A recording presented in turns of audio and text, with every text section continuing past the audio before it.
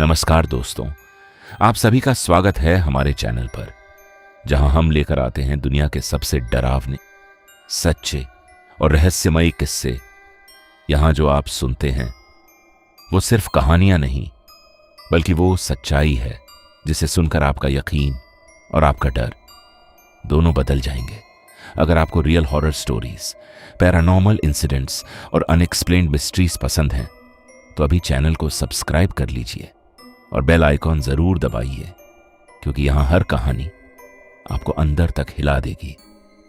आज से हम शुरू कर रहे हैं एक ऐसी कहानी जो दुनिया के सबसे खतरनाक हॉन्टेड हाउस में गिनी जाती है। एक ऐसा घर जहां सिर्फ आवाजें ही नहीं, बल्कि खून, डर और मौत सब कुछ हुआ। यह है एमिटिविल हॉरर हाउस की सच्ची कहानी। साल था 1974।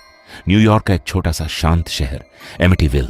एक सुंदर सा घर, सफेद दीवारें, बड़ी खिड़कियां और बाहर से देखने पर बिल्कुल शांत। लेकिन उस घर के अंदर कुछ ऐसा होने वाला था जो हमेशा के लिए इतिहास बन जाएगा। इस घर में रहता था एक परिवार, डी फेयो फैमिली। पिता रोनाल्ड डी फेयो सीनियर, मां लुइस डी फेयो और उनके 5 बच्चे। बाहर से देखने पर सब कुछ सामान्य लगता था, लेकिन अंदर धीरे धीरे कुछ बदल रहा था। रात का समय था, घर में सब सो रहे थे और तभी गोलियों की आवाज गूंजती है। धमाक धमाक। लेकिन अजीब भी बात, किसी ने कुछ नहीं सुना, न पड़ोसियों ने, न घर के अंदर किसी ने। अगली सुबह पूरे घर में सन्नाटा था और जब पुलिस अंदर पहुंची तो जो उन्होंने देखा वह बेहद डरावना था। पूरे परिवार को उनके ही बिस्तरों पर गोली मारकर हत्या कर दी गई थी। और सबसे चौंकाने वाली बात, सभी लोग एक ही पोजीशन में थे, मुंह के बल लेटे हुए, जैसे उन्होंने रेजिस्टेंस करने की कोशिश ही नहीं की।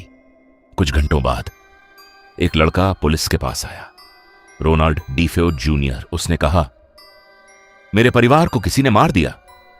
लेकिन जांच के बाद सच सामने आया, किलर वही था, रोनाल्ड डी फेयो जूनियर।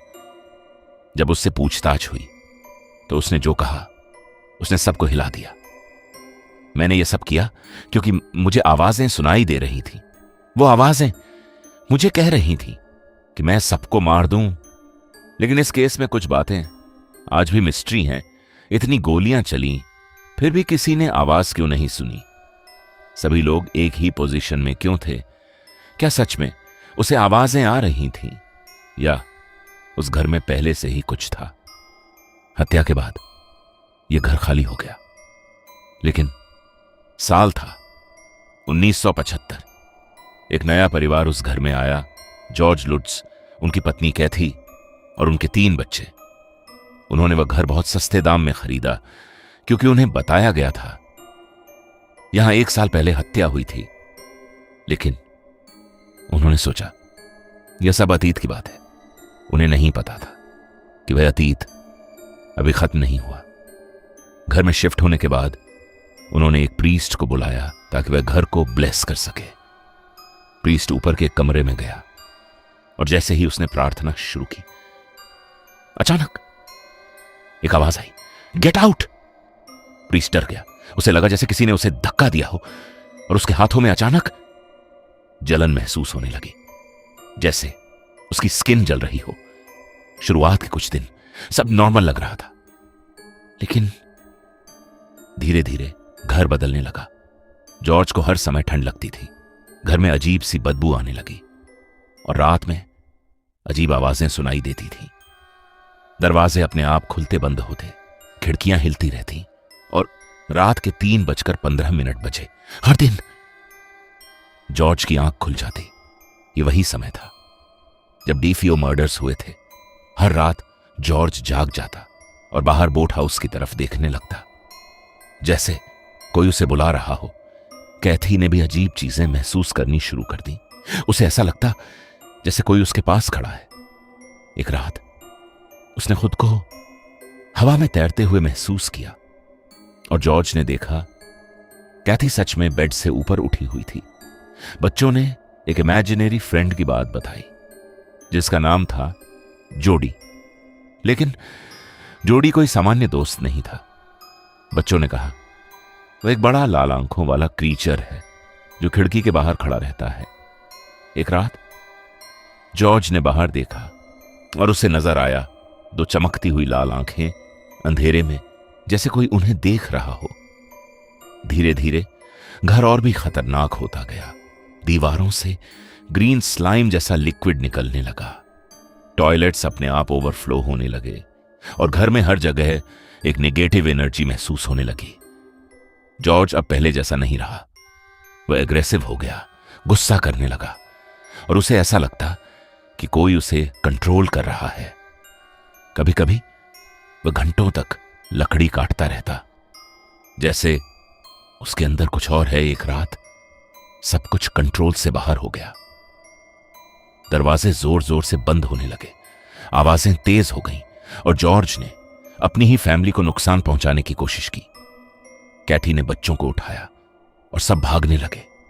उस रात लुत्ज फैमिली ने सब कुछ छोड़ दिया, पैसे, सामान, सब कुछ, और सिर्फ अपनी जान बचाकर उस घर से भाग गए। सिर्फ 28 दिन, इतना ही समय लगा उस घर को एक और फैमिली को तोड़ने में। लेकिन सबसे बड़ा सवाल अभी बाकी था, क्या यह सब सच था या यह एक बहुत बड़ा झूठ? और क्या वह घर आज भी हॉन्टेड है?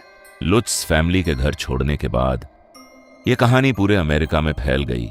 मीडिया, न्यूज़पेपर्स, हर जगह एक ही सवाल था, क्या एमिटीविल हाउस सच में हॉन्टेड है? इसका जवाब ढूंढने के लिए कई इन्वेस्टिगेटर्स उस घर में पहुंचे। कुछ महीनों बाद पैरानॉर्मल एक्सपर्ट्स ने उस घर की जांच की।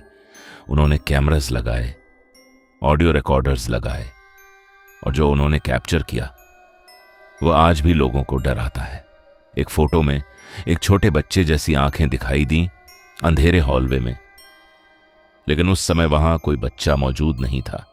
कुछ इन्वेस्टिगेटर्स ने यह भी कहा, यह घर नेगेटिव एनर्जी से भरा हुआ है। उन्होंने दावा किया, यहां कुछ सुपरनैचुरल मौजूद है जो इंसानों को इन्फ्लुएंस करता है, और शायद यही वजह थी डीफेओ मर्डर्स की। लेकिन हर कोई इस कहानी को सच नहीं मानता। कुछ लोगों ने कहा यह सब एक झूठ है। उनका मानना था लुत्ज फैमिली ने यह कहानी बनाई ताकि पैसे और फेम मिल सके। बाद में एक शॉकिंग बात सामने आई। लुत्ज फैमिली ने एक बुक डील की और उनकी कहानी पर मूवीज भी बनने लगी। कुछ लोगों ने कहा यह सब एक प्लान्ड स्टोरी थी। अगर यह सब झूठ था तो फिर प्रीस्ट ने गेट आउट क्यों सुना? जॉर्ज हर रात 3:15 पर क्यों उठता था? बच्चों ने जोडी को क्यों देखा? और वह फोटो जिसमें अजीब आंखें दिखी, वह क्या था? सच क्या है? शायद कोई नहीं जानता। कुछ लोग इसे सच मानते हैं, कुछ लोग इसे झूठ। लेकिन जो उस घर में हुआ वह आज भी एक मिस्ट्री है। आज भी वह घर मौजूद है, लेकिन उसका एड्रेस बदल दिया गया ताकि लोग वहां आकर डिस्टर्ब ना करें। कई फैमिलीज वहां रह चुकी हैं और उन्होंने कहा हमने कुछ भी अनयूजुअल महसूस नहीं किया। लेकिन क्या सच में कुछ नहीं है, या वह अब भी वहां है, बस शांत बैठा हुआ? कभी कभी सबसे बड़ा डर वह नहीं होता जो हम देखते हैं, बल्कि वह होता है जिसे हम समझ नहीं पाते। एमिटीविल की कहानी शायद एक वार्निंग है। हर चीज को चैलेंज मत करो, क्योंकि कुछ दरवाजे खोलने के लिए नहीं होते। तो दोस्तों, यह थी एमिटीविल हॉरर हाउस की पूरी सच्ची कहानी। अगर आपको यह सीरीज पसंद आई तो वीडियो को लाइक करें, चैनल को सब्सक्राइब करें और बेल आइकॉन जरूर दबाएं और कमेंट में बताएं अगली हॉरर स्टोरी किस टॉपिक पर चाहिए, क्योंकि अगली कहानी आपके डर को और भी बढ़ाने वाली है।